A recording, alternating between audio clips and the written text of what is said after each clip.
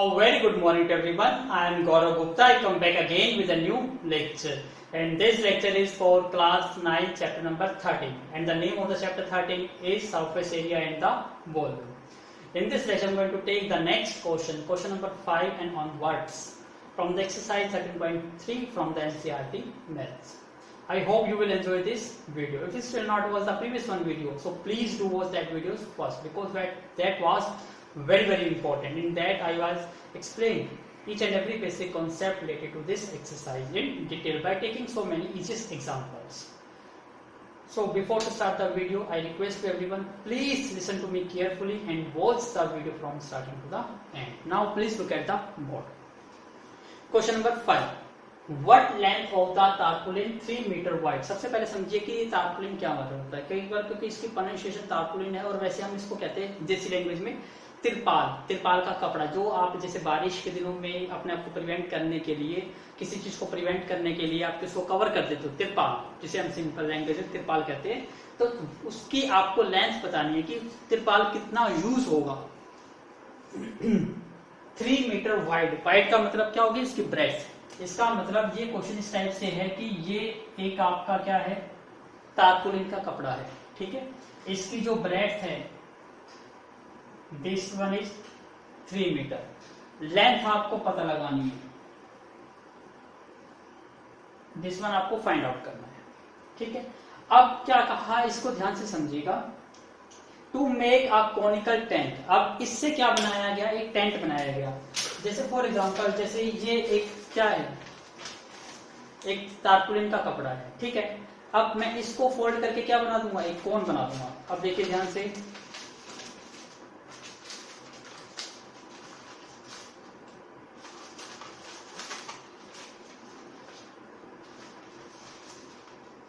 देखिए ये क्या बन गया, आपका एक कोन बन गया. तो ये क्या बन गया, एक टेंट बन गया आपका, कॉनिकल टेंट.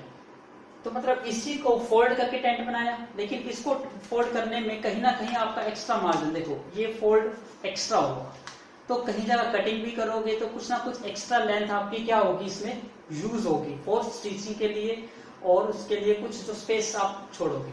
तो इसमें आके क्या कहता है, एक कॉनिकल टेंट बनाया गया जिसकी हाइट 8 मीटर है. मतलब जो आपने ये कोन बनाया, इस कोन की जो हाइट है वो 10 मीटर है, सॉरी 8 मीटर है, और हाइट क्या है, और रेडियस कितनी है, 6 मीटर. इसका मतलब यहां से ये आ गया कि इसकी हेल्प से हमने क्या बनाया, एक कोन बनाया. ये कोन है, ये इसकी हाइट है h, तो h की वैल्यू कितनी है, 8 मीटर है, और ये क्या है, रेडियस, और रेडियस की वैल्यू कितनी है, 6 मीटर. ये क्या बन गया हमारा, कॉनिकल टेंट. क्लियर है. अब आगे पढ़िए. इसके बाद इसने क्या कहा, assume that extra length of material, कुछ एक्स्ट्रा यूज होगी for stitching margin and waist, और दैट इज अप्रोक्सीमेटली 29 सेंटीमीटर. जो कटिंग और वेस्टेज था वो कितना है, 29 सेंटीमीटर. अब आपको पता है, हम पहले अपनी एक्चुअल लेंथ दिखा लेते हैं कि भाई हमारा जो टेंट है उसमें कितनी लेंथ यूज होगी. जो एक्स्ट्रा मार्जिन कटिंग में यूज हुआ उसको ऐड कर देंगे तो टोटल लेंथ आ जाएगी. तो ये है हमारा क्वेश्चन का मेन स्टेप. आई होप आपको बेसिक स्टेप समझ आ गए होंगे. तो please make a note. Now अब समझिए ध्यान से. अब आपको करना क्या था, इसी से आपने क्या बनाया, ये टेंट बनाया. टेंट कॉनिकल है, तो आपको पता है यहाँ पे क्या है, 8 मीटर हाइट है और r 6 मीटर है. तो सबसे पहले जब आपको h दे दिया जाए, r दे दिया जाए, क्योंकि आप यहां से जब तिरपाल बनाओगे तो तिरपाल कहाँ पे यूज होगा, ओनली कर्व सरफेस एरिया. उसका बॉटम तो क्या रहेगा, टेंट है, टेंट का बॉटम तो ओपन ही रहता है. इसका मतलब यहाँ पे इससे हमें इसको कन्वर्ट करने में क्या यूज होगा, ओनली कर्व्ड सरफेस एरिया. मतलब जितना एरिया इसका है उतना ही कर्व्ड सरफेस एरिया इसका होगा. दोनों का एरिया क्या आएगा, इक्वल. तो इक्वल निकालने के लिए आपको पता है कर्व्ड सरफेस एरिया का फॉर्मूला होता है pi into R into L. तो एल निकालना सबसे पहले आपकी प्राइम ड्यूटी है, और एल का आपको पता है, we know L square is equal to क्या होता है, आर स्क्वायर प्लस में एच स्क्वायर। आर की वैल्यू कितनी है 6, तो 6 का स्क्वायर। एच की वैल्यू कितनी है 8, 8 का स्क्वायर। तो 6 का स्क्वायर कितना हो गया 36 और 8 का स्क्वायर हो गया 64। तो इट मीन्स टोटल कितना हो गया 100। तो L square is equal to 100 है। इसका क्या मतलब है, एल की वैल्यू कितनी आ गई स्क्वायर रूट ऑफ 100 मतलब 10 मीटर। एल की वैल्यू भी आ गई। और आपको पता है जितना CSA ऑफ टेंट होगा उतना ही क्या होगा एरिया ऑफ द टारपुलिन। तो अभी हम लिख सकते हो अकॉर्डिंग टू क्वेश्चन क्या आ जाएगा, area of tarpaulin is equal to curved surface area of cone. दोनों इक्वल है। Curved surface area of the cone क्या होता है पाई आर एल, और टारपुलिन का एरिया कितना होता है L into B, length into breadth. यहां तक समझ आ गया। अब हम दोनों वैल्यूज को पुट करते हैं। अब यहाँ पे इसकी कोई नीड नहीं है, आपको पता है ब्रेड्थ की वैल्यू 3 है, आर की वैल्यू 6 है और एच की वैल्यू 8 है। ये क्वेश्चन आप ऑलरेडी ड्रॉ कर चुके हो।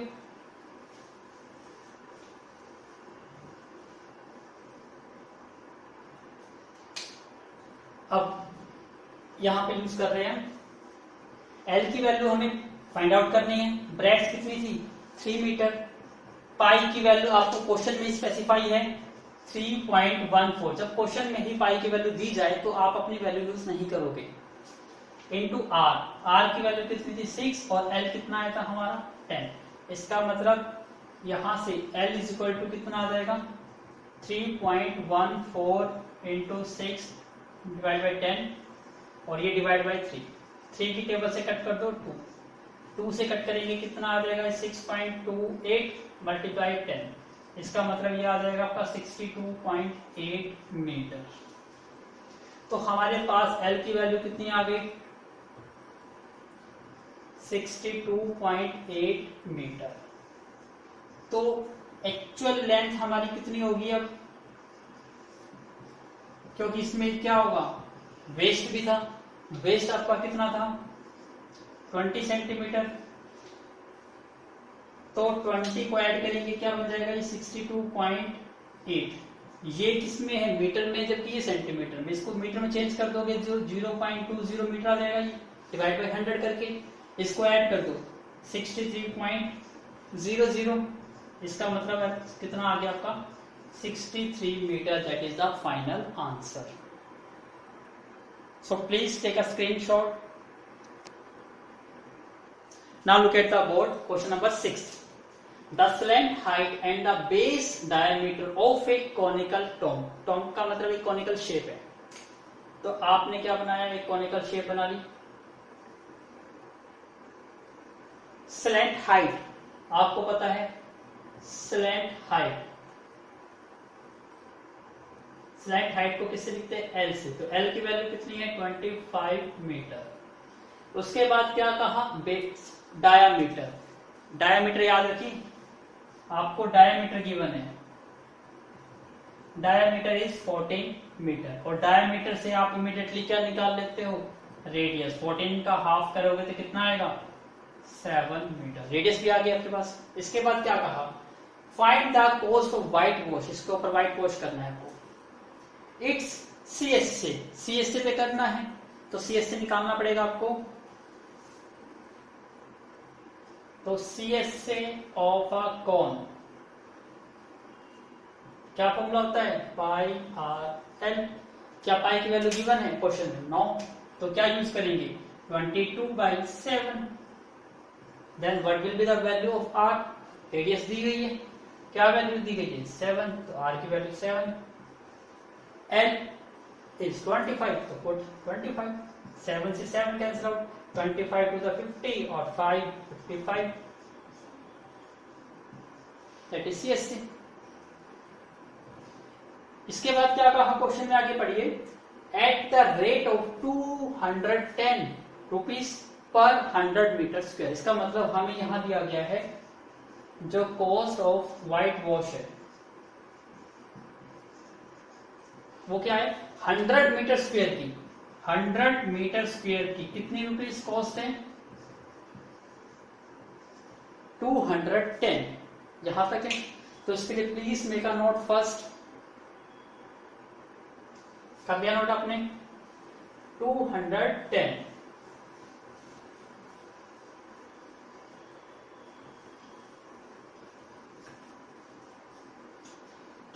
100 मीटर स्क्वायर की कॉस्ट 210 है, तो कॉस्ट फॉर 1 मीटर स्क्वायर कितनी आ गई?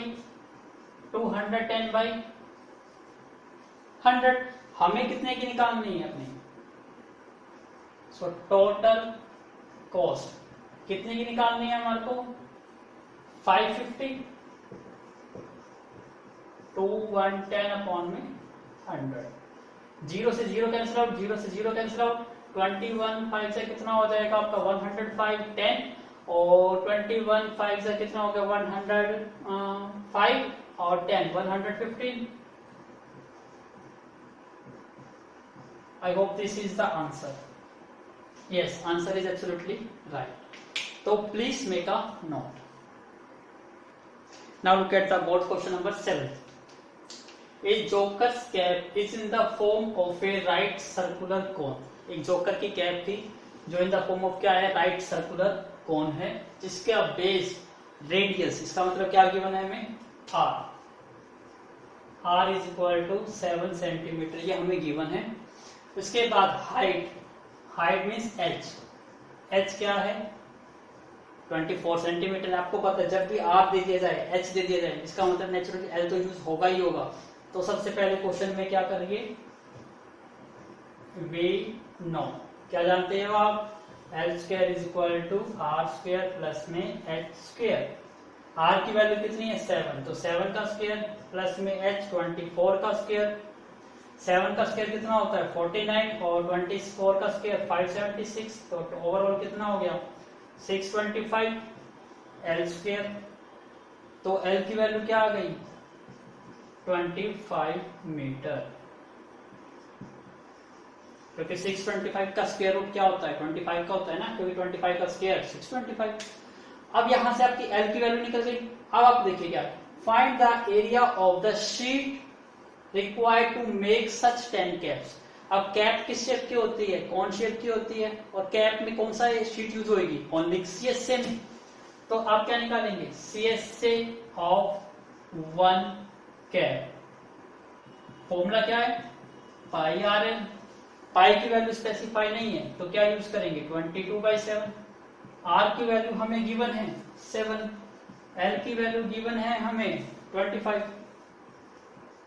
7 से 7 कट करो, 25 टू द 50, मतलब 550 आ गया मीटर स्क्वायर। मीटर में, सॉरी सेंटीमीटर में, सेंटीमीटर स्क्वायर। तो आपका आंसर कितना आ गया? 550 सेंटीमीटर स्क्वायर। बट ये क्या है? Only area of 1 cap. आपको टोटल एरिया निकालना है, तो इसके लिए make a note please. So area of total area किसका? 10 कैप्स का। तो 10 मल्टीप्लाई कितना आ जाएगा? 550 is equal two centimetre square. That is your final answer. Please make a note. Now look at the board question number 8. A bus stop is barricaded from the remaining parts of the road. एक road है, उसे barricades लगा देते हैं, और barricades आपको पता है मोस्ट प्रोबेबली क्या होते हैं? कोन टाइप से होते हैं ना। Yes, by using 50 hollow cones. कौन शेप है, इसका मतलब यहां तक पढ़ने का कोई बेनिफिट नहीं था। आपको बस ये बताना है कि आप एक कोन का निकालिए, उसको मल्टीप्लाई कर दीजिए 50 से। That is your answer. Made of recycled cardboard, गत्ते से बनाए गए हैं। Each cone has a base diameter of 40 centimetre. यहां से एक टर्म निकल के आई हमारा, क्या निकल के आई? यहां से डायमीटर की आगे बने हैं हमें 40 सेंटीमीटर। तो हम हाईलाइट करेंगे कि क्या क्या चीज इंफॉर्मेशन मिले हमें। एंड द हाइट इज, तो हाइट भी हमें मिल गई, सेकेंड इंपॉर्टेंट थिंग। और एक क्या मिला था हमें?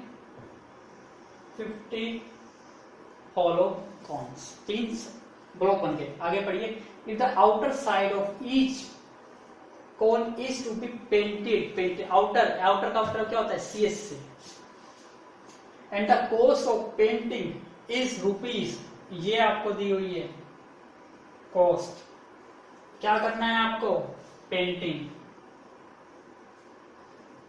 उसके बाद पढ़िए what will be the cost of painting of this cons, जबकि आपको क्या दे रखा है, यूज, पाई की वैल्यू आपको ये यूज करनी है, और स्क्वायर रूट 1.04 आता है तो उसको क्या यूज करना है, 1.02। अब देखिए जो मैंने ब्लॉक करे है ना, ये इंपॉर्टेंट है, बाकी कोई यूज नहीं है। मैं इसको लिख देता हूं यहाँ पे,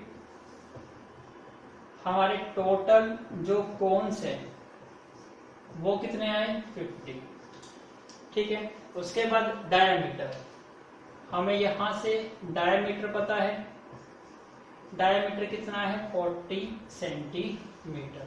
डायमीटर का हाफ, 40 का हाफ कितना हो गया, 20, इसका मतलब रेडियस कितनी आ गई, 20 सेंटीमीटर। तो रेडियस आपको क्या मिल गई यहां से, 20 सेंटीमीटर।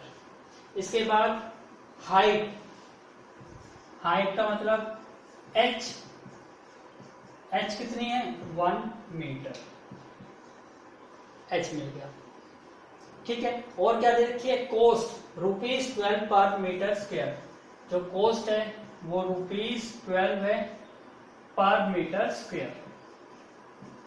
और क्या करना है आपको, पेंटिंग करनी है। तो ये सारी जो इंफॉर्मेशन थी मैंने यहां पे लिख दी। अब इस स्टेटमेंट का कोई रोल नहीं रहा, तो प्लीज मेक अ नोट। चलिए अब स्टार्ट करते हैं। रेडियस है, हाइट है, आपको पता है जब भी r और h दे दिया जाए तो l तो निकालना ही निकालना है। तो हम स्टार्ट करते हैं इनसे से सॉल्यूशन देंगे दूसरा। We know l square is equal to r square plus h square. r की वैल्यू कितनी थी, 20, तो दिस बिकम्स 20 का square plus h is 1। But यहां प्रॉब्लम आ गई, क्या प्रॉब्लम आ गई कि यहाँ हाइट 1 मीटर है, जबकि यहाँ पे रेडियस क्या है, 20 सेंटीमीटर है। तो यहाँ पर याद रखिए रेडियस हमारी क्या थी, 20 सेंटीमीटर। तो मीटर में क्या बन जाएगी ये, 20 डिवाइड बाई 100, इसका मतलब 0.2 मीटर। ये चीज समझ आ गई। तो इसका मतलब दोनों को सेम बनाना है, तो मैंने सेंटीमीटर को किस में चेंज कर दिया, मीटर में। तो r की वैल्यू क्या हो गई, 0.2 का स्क्वायर, और h कितना है, 1 का स्क्वायर। तो ये क्या हो जाएगा, 0.04 प्लस 1, तो दिस बिकम्स 1.04, और ये क्या है, l स्क्वायर। तो l की वैल्यू क्या हो जाएगी, √1.04। अब 1.04 का स्क्वायर रूट तो इसने डायरेक्ट दे रखा है, तो 1.02, ये हमारी L की वैल्यू है। अब R, H, L सभी है हमारे पास, और हमें पेंट कहाँ पे करना है, CSC पे। तो हमें CSC किसका निकालेंगे, ऑफ 1 कोन। क्या होता है CSC of 1 cone, pi R L. तो हमारे पास टोटल CSC ऑफ 50 कोन्स, तो 50 कोन्स का CSC कितना आ जाएगा, 50 से multiply, 50 multiply pi R L. Clear हो गया, एक CSC इतना था और हमारे 50 कोन्स थे, तो हमने 50 से मल्टीप्लाई कर दिया। अब ये आपको फाइंड आउट करना है, इसको फाइंड आउट करते हैं। इसके लिए मुझे रब करना होगा, यहां से रब कर देता हूं इस पार्ट को। पाई की वैल्यू आपको याद हो गई, 3.14 यूज करनी है, इसका भी कोई रूल नहीं है। अब किसी चीज का कोई रोल नहीं रहा, बस सॉल्व करना है। करिए वैल्यू को सॉल्व। 50 पाई की वैल्यू कितनी यूज करनी थी, 3.14। आर की वैल्यू कितनी थी, 0.2, और एल की वैल्यू थी 1.02। यहां तक समझ आ गया। अब इसको कट करना है तो कट करिए, मल्टीप्लाई तो करना पड़ेगा इसको। 50 और क्या निकालना था हमें, और भी चीज गिवन थी, क्या गिवन थी, cost 12 rupees per metre square, ये भी थी ना। अब हमें बताएं जो कॉस्ट है ऑफ पेंटिंग वो कितनी थी, 1 मीटर स्क्वायर की कॉस्ट कितनी थी, 12 रुपीज। तो हमारी टोटल कॉस्ट क्या आ जाएगी आपकी, 1 मीटर की कॉस्ट इतनी है, हमारा कितना एरिया ये, तो टोटल कॉस्ट कितनी हो गई 12 मल्टीप्लाई 50 मल्टीप्लाई 3.14 मल्टीप्लाई 0.2 मल्टीप्लाई 1.02। इसका मतलब कैलकुलेशन थोड़ी टफ होने जा रही है, तो please make a note. I hope आपने नोट कर लिया होगा। मैं इसको ऊपर वाले को रब कर देता हूं।